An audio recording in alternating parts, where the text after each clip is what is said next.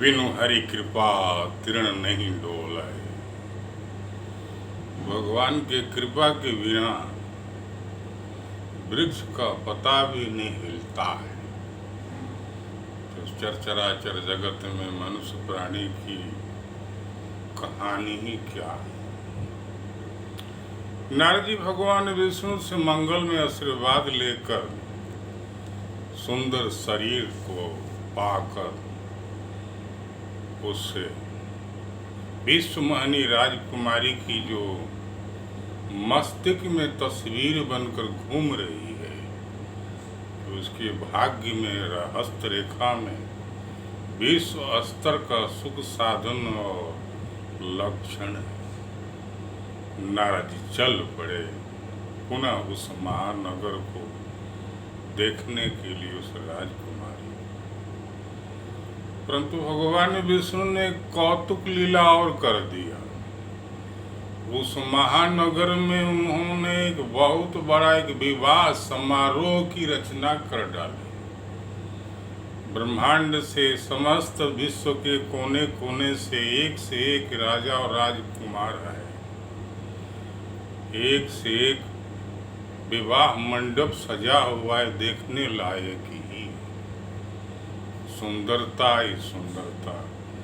प्रत्येक दरवाजे चारों तरफ से मंडप में आने के बने हुए थे। ऐसा तो मंडप धरती पर मृतलोक में किसी मनुष्य जाति प्राणी में नहीं मिल सकता।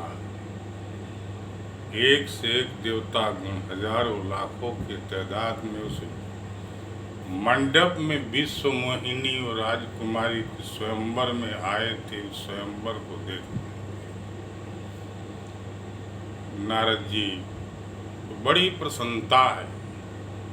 एक धोती पहने हुए हैं कमर के तक, नीचे तक, और कंधे में और गले में कमर तक एगो पवित्र है।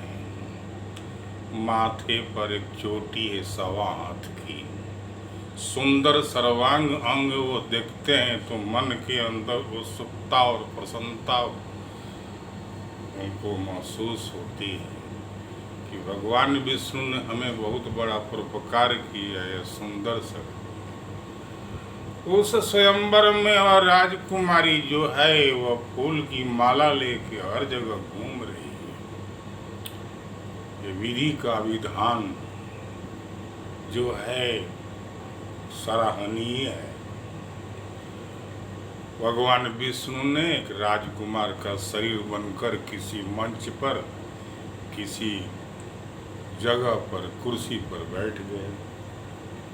वह राजकुमारी हजारों राजाओं को, हजारों राजकुमारों को तलाशती हुई, देखती हुई चारों तरफ घूम रही थी।